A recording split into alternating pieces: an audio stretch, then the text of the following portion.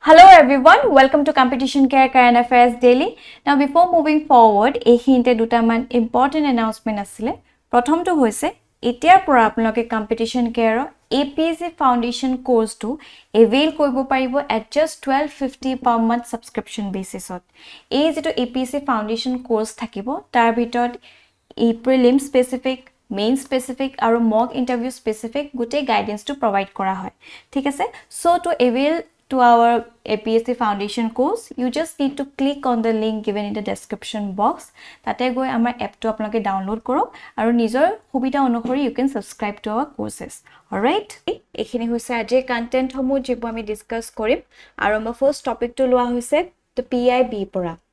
The Sagar Samriddhi, and this particular topic is important from GS paper 3 perspective. Current context to leahu. So recently, our Union Minister Shri Sarbananda Sonowal Dangoria tekhete launch koise Sagar Samriddhi, jitu eta online dredging monitoring system hobo to enhance transparency and efficiency. Thik ase? So tekhete kebatao launch koise initiative right regarding waterways, ports, coasts, etc. So hekhini ami jani thoto bhal aru UPSC 2022 means hoto right kikhini maritime security hondobot kisman proshno huda hoise. So এই ক্ষেত্ৰত যেটো তেও আমাৰ অসমৰো হয় আমাৰ সৰ্বানন্দ সোণোৱাল ডাঙৰীয়া সেই ক্ষেত্ৰত তেও বহুতখিনি আসলে ইনিশিয়েটিভ লৈ আছে আমি বাৰে বাৰে ডিসকাস কৰিছো জি আহি আছে ৰাইট সো আহিবলকে মেইনছৰ ক্ষেত্ৰত APSC মেইনছত এই ইনিশিয়েটিভ বিলাক জানি থলে ভাল কাৰণ we never know কি আহে প্ৰশ্ন right so what is Sagar Samriddhi etu joti ami sao it is an online dredging monitoring system developed by the National Technology Center for Ports, Waterways and Coast under the Ministry of Port, Shipping and Waterways.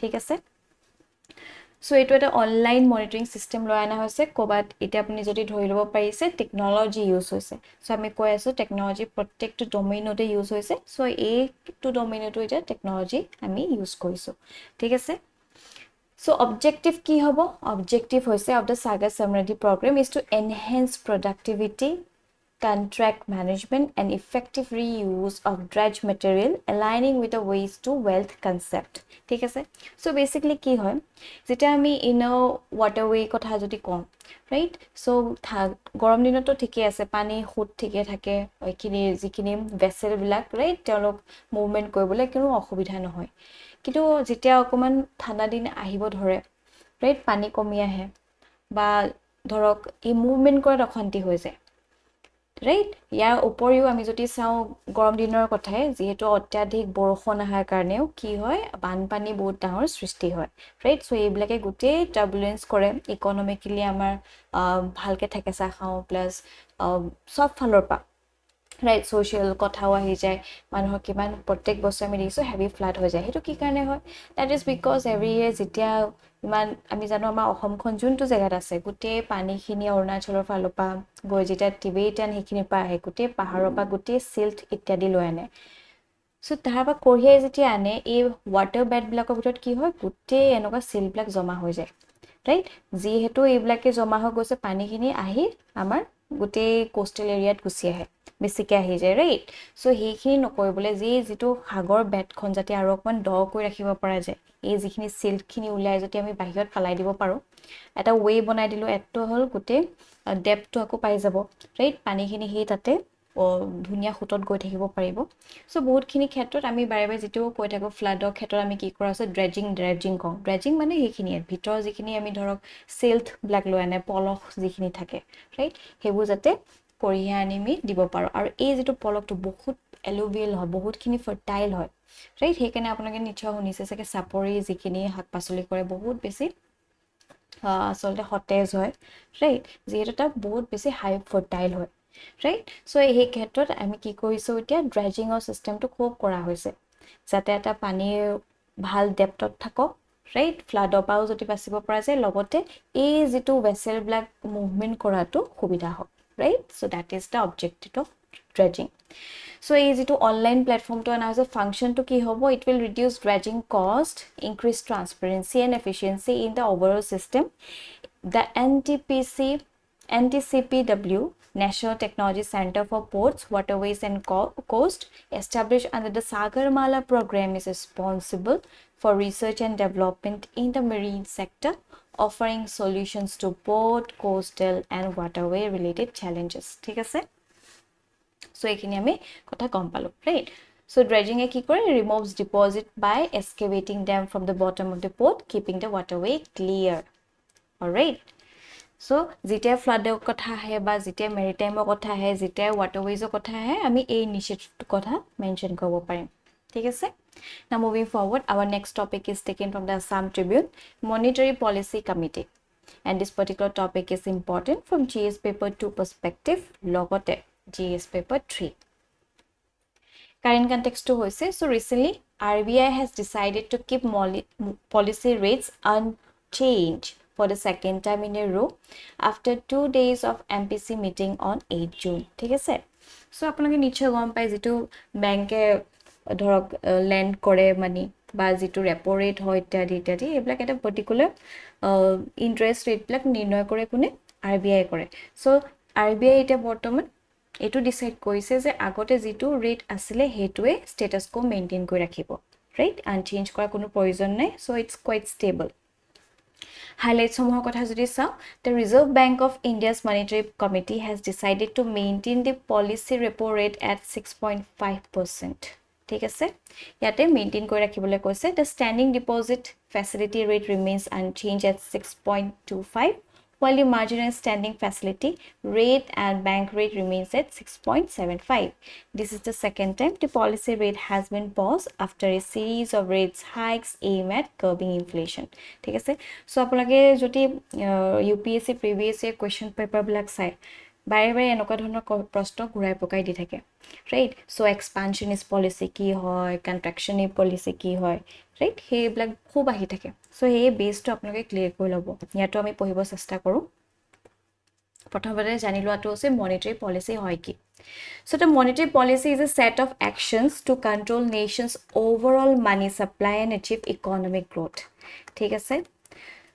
আৰু এই monetary policy দায়িত্বটো RBI দিয়া হৈছে যাতে ধৰক excessive যদি currency inject কৰি দিয়া হয় ইনটু দা ইকোনমি, ৰাইট? হয়তো কি ইনফ্লেশন বহুত বাঢ়ি যায়, ৰাইট? মানি সাপ্লাই বাঢ়ি যোৱাৰ কাৰণে। সো এইটো যাতে মেইনটেইন কৰি ৰাখিব পাৰি। এটা যেনেকৈ ভেনিজুৱেলা কিমান অইল ৰিচ কান্ট্ৰি হয়, বাট কি হ'ল তাত ইমান বেছি কাৰেন্সি আসলতে তেওঁলোকে প্ৰিন্ট কৰিলে এটা এটা ইনফ্লেশন গোটেই আকাশ চুইছেগে, right? So এই গুটে বস্তুটো মেইনটেইন কৰি ৰখাটো বহুত বেছি ইম্পৰ্টেন্ট হয়।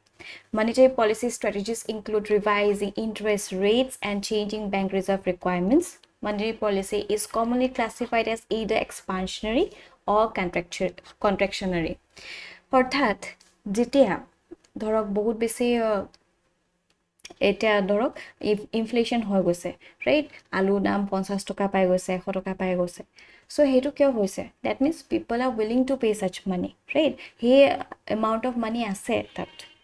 So hetu curb koribole hole ki hobo? Ami ki korim interest rate to bahai dibo, right? Ami hoy RBI hakole interest rate to jeta bahai dibo tita jetu purchasing power to kon komi ahibo manuhor, right? Ultimately he goods khini damu komabo laibo, teneke hetu contractionary policy kora hoy jeta high inflation hoy pray RBI a contractionary policy black kore jate he interest rate to bahut besi bahai die, right? On the other way ami jodi saw je besi stiff hoi gose economy to baha nai growth hua nai tita ki kore expansionary policy koi die, right? Dhorok interest rate okman komai dibo, right? Manho hatole aro besi paisa kon inject koi dibo, either ways hoyto interest rate relaxation koi dibo, right? So ei khini bostu hoi goise expansionary policy. ঠিক আছে? So এই কনসেপ্টটো ভালকে clear হৈ থাকিলে আপুনি বহুতখিনি answer attempt কৰিব পাৰিব। So RBI commonly uses 3 strategies for monetary policies including reserve requirements, interest rate and open market operations. A by UPSC to A open market operation কথা টা is RBI related. হেকানে মই বাৰে বাৰে কৈছো it is very important. গুটে concept clear হৈ থাকিলে আপুনি ডেফিনেটলি অ্যাটেম্প কৰিব পাৰিব। ঠিক আছে? So যেহেতু আমি শুনি থাকো মনিটাৰী পলিসি আমি কেতিয়াবা ফিস্কেল পলিসি নু কি হয় হেনকো বনলে আহিব পাৰে যদি আপোনালোকে বেসটো পইছে ওয়েল এন্ড গুড। যদিও আৰু যদি কোনবাই নাই পঢ়া দেন আকো আমি ৰিভাইজ কৰি ল'ব পাৰিম। ঠিক আছে? সো ফিস্কেল পলিসি যেটো হয় The use of government spending and taxation to influence the economy. ঠিক আছে? So fiscal policy দায়িত্ব ভাৰ কাৰ হাতত আহি পৰে? To the government. ঠিক আছে? Central government গোটে fiscal policy to maintain কৰে. Whereas যদি আমি চাওঁ interest rate, right, monetary supply and other যিখিনি inflation ইত্যাদি হয় সেইখিনি গোটে সমস্ত দায়িত্বটো লৈ RBI তেওঁলোকে মেইনটেইন কৰে। ঠিক আছে? অথৰিটি কথা যদি আহো আমি কি গম পালো? Control by the government, right, and implemented through annual budget. আৰু ইয়াতে monetary policy authority কোন হয়? Controlled by the central government, right? Tools কি use কৰে? Basically ইয়াত government spending কৰে, taxation, subsidies, grants, borrowing, etc. এইবিলাক tools use কৰে government এ। ঠিক আছে? আৰু লগতে যদি আমি এই monetary policy tools তেওঁলোকে কি লয়? Basically আমি just পঢ়ি আহিলো interest rate adjustment সেইখিনি কৈ থাকে, open market operation কৰে, reserve requirements and regulatory measures, right? Objective কি হয়? Objective of the fiscal policy is to stabilize economy, address unemployment, income distribution and economic growth, right? So ভালকে যাতে সমস্ত গোটে ভাৰতখনে আগবাঢ়ি আহিব পাৰে, ভালকে এই এটা ইকোনমিক গ্ৰোথ তেওঁলোকে পাব পাৰে, হেতু আসলতে ভিজন লৈ ফিস্কেল পলিসি আনা হয়। আৰু আনহাতে আমি যদি মনিটাৰী পলিসি চাও, that is mostly focus on inflation, কেনেকে প্ৰাইস ষ্টেবিলিটিটো মেইনটেইন কৰিব পাৰে, আমাৰ কাৰেন্সিটো ভ্যালু কেনেকে মেইনটেইন হৈ থাকিব পাৰে, ৰাইট? সো এই গুটে সমস্ত ভাৰটো আহি পৰে মনিটাৰী পলিসি ক্ষেত্ৰত। ঠিক আছে? So this is the basic difference between the fiscal policy and monetary policy. Alright? আৰু এই টপিকটোৰ ওপৰত ভিত্তি কৰি এটা প্ৰিলিমছ বেস কোৱেশ্চন দিয়া হৈছে, কাইলৈ এই কোৱেশ্চনটো এটেম্প কৰিবলৈ নাপাহৰিব। Now moving forward, our next topic is taken from the Assam Tribune, greenhouse gases, and this particular topic is important from GS paper 3 perspective. Current context to hoise, a group of 50 leading scientists conducted an analysis and found that human-induced global warming is increasing at an unprecedented rate since major climate assessment 2 years ago. ঠিক আছে? So আমি যেতিয়া কওঁ যে green house gases হৈ আছে, global warming হৈ আছে, কিয় হৈ আছে? মোস্টলি আমি কওঁ নহয় যে নেচাৰেল ফেক্টৰছৰ কাৰণে কিছুমান হৈ আছে, আৰু আনহাতে আমি কওঁ এন্থ্ৰপজেনিক ফেক্টৰছৰ কাৰণে যিবোৰ হিউমেন ইনডিউচ হয়। সো এই যেটো ৰিসেন্টলি 50 জন যিজন লিডিং সাইন্টিস্ট হয় তেওঁলোকে এটা ৰিসাৰ্চ কৰিছে, আৰু তেওঁলোকে এটো বিচাৰি পালে যে হিউমেন ইনডিউচ টু যেটো reason for this global warming is increasing at unprecedented rate, right? So মানুহৰ যিখিনি একচনৰ কাৰণে গ্লোবাল ওয়াৰ্মিংটো আৰু এটা মেজৰ থ্ৰাষ্ট পাইছে, right? ইয়াৰ বিষয়ে যদি অলপ ভালকে আমি গম পাম, human activities has resulted in the release of 54 gigatons of carbon dioxide. Just imagine কিমান বেছি, right? Equivalent on average every year over the last decade. 50 gigatons আসলতে কার্বন ডাইঅক্সাইড রিলিজ কৰা হৈছে for the human activity. আমি ইয়াত বহুত ডাঙৰ আৰু এটা স্ট্ৰং ডাটা এটা পাইছো। ঠিক আছে? সো এইখিনি যদি আমি অকমান সাবস্টেন্সিয়েট কৰিব পাৰো আমাৰ আনসাৰটো আৰু বেছি extra edge পাবো। ঠিক আছে? So the researchers found that human induced global warming primarily caused by the fossil fuel burning reached an average of 1.14 degrees Celsius above pre-industrial levels for the most recent decade from the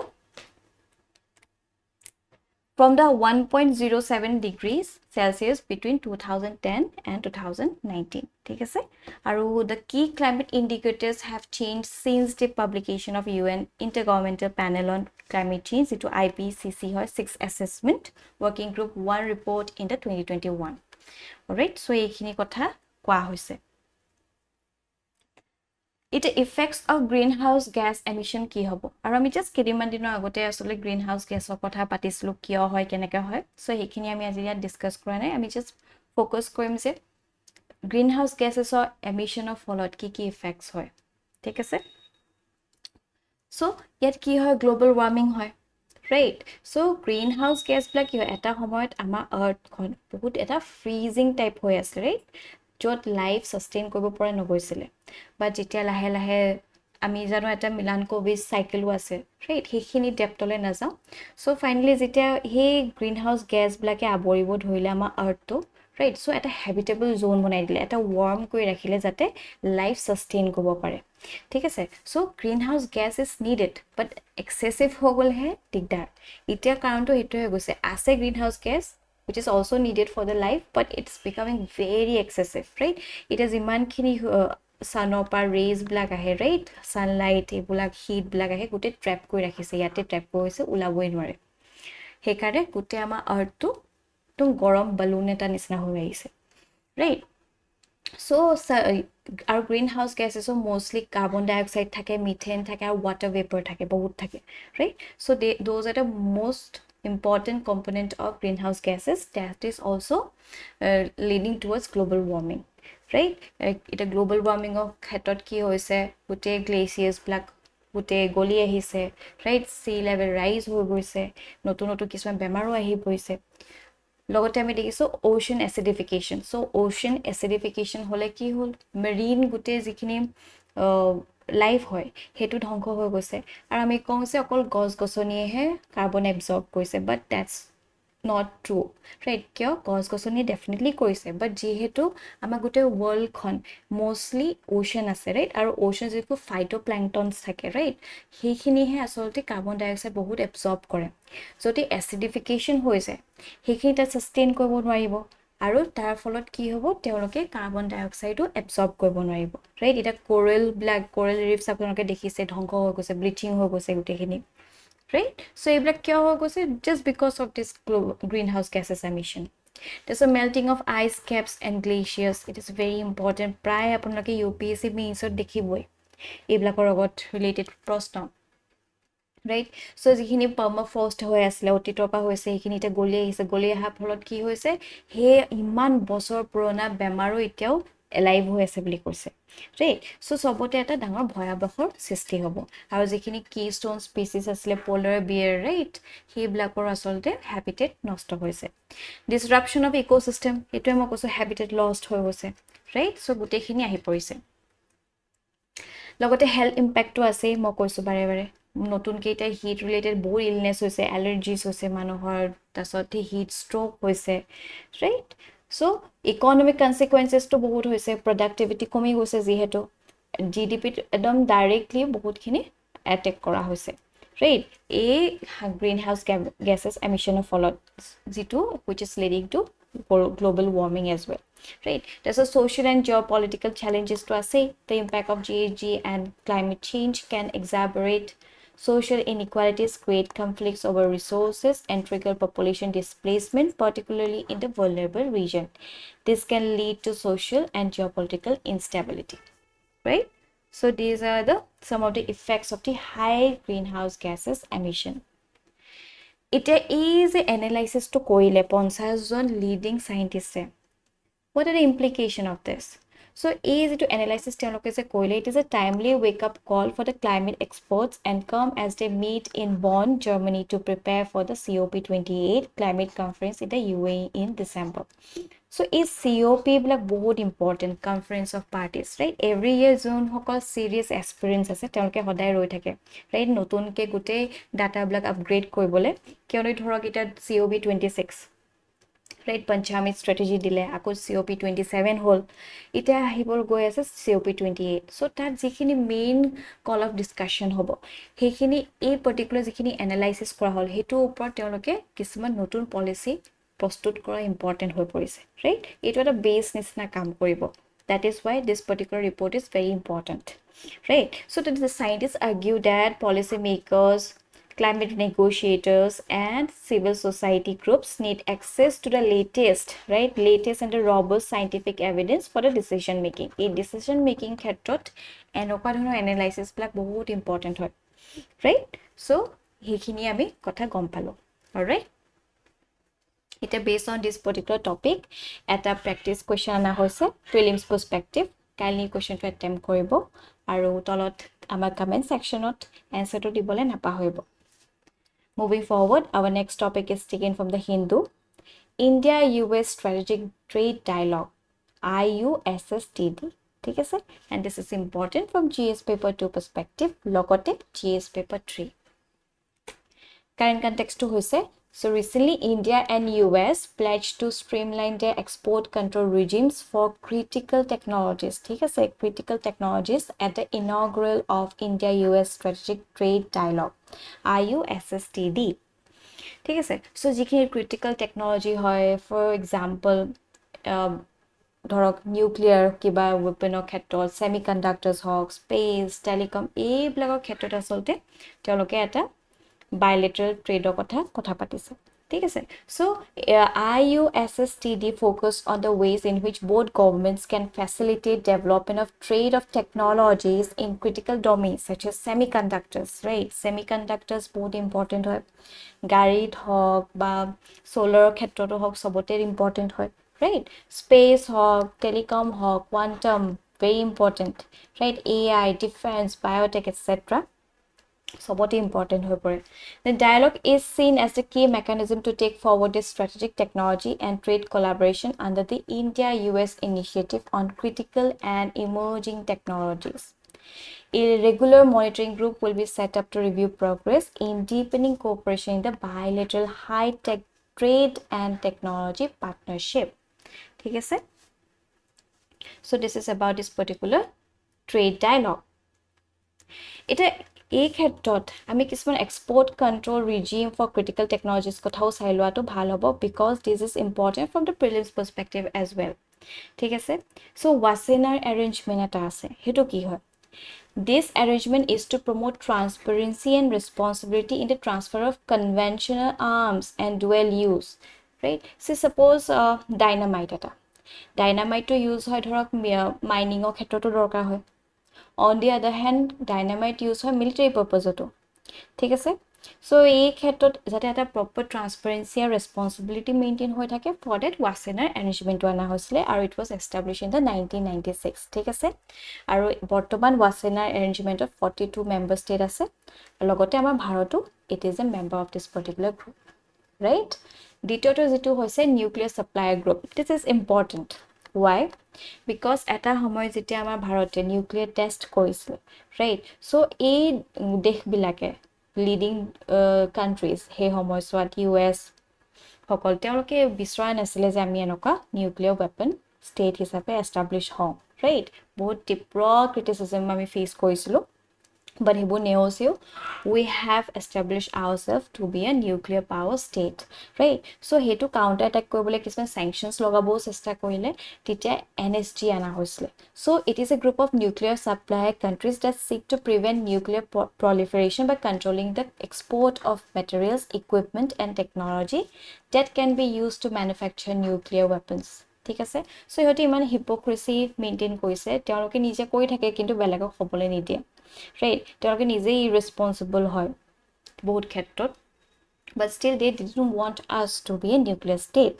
সেই ক্ষেত্ৰত it was founded into response of India's nuclear test দেখিছেনে in the May 1974 currently there are 48 members আৰু ভাৰতক এতিয়ালৈকেও সেই member group হিচাপে ভৰোৱা নাই ঠিক আছে all right তাৰপিছত আহি গৈছে আমাৰ export third group that is Australia group so etu group to ki hoy it is a important informal forum of countries which seeks to ensure that export do not contribute to the development of chemical or biological weapons it is very important so বহুত ক্ষেত্ৰত আপোনালোকে শুনিছে যে biological weapons use কৰা হৈছে ঠিক আছে ইজৰাইলত বা তাত কিছুমান বহুত which is totally against the humanity right so the group was formed in the 1985 what important for biological weapons of khetrot currently there are 43 member so do 42 countries and European Union ase right aru amar bharoto it is a part of this particular group tarso ami dekhim missile technology control regime MTCR etu ki hoy it is a technology control regime is a group of 35 member states that seeks to limit the proliferation of missiles and missile technology right aru a group to it was formed in the 1987 aru amar bharoto it is a member of the group so ami gom palu ei sarita control regime bitor okol NSG he amar bharote joito hoi thoka nai baki tiniu tate ase ঠিক আছে আৰু এটা বৰ্তমান আমি US ৰ লগতে এই dialogue two এষ্টাব্লিশ কৰিছো যত আমি ক্ৰিটিকেল টেকনলজি ইত্যাদি ভালকে লিবাৰেট কৰিম ঠিক আছে অলৰাইট আৰু এইখিনিতে আমাৰ আজি সেশনটো সমাপ্ত হ'ল thank you for watching this video আৰু আপোনালোকৰ যদি কিবা ডাউট আছে বা ফিডবেক দিব লগা আছে কাইলৈ আমাক কমেন্ট সেকশনত দিবলৈ নাপাহৰিব টিল দেন বাই বাই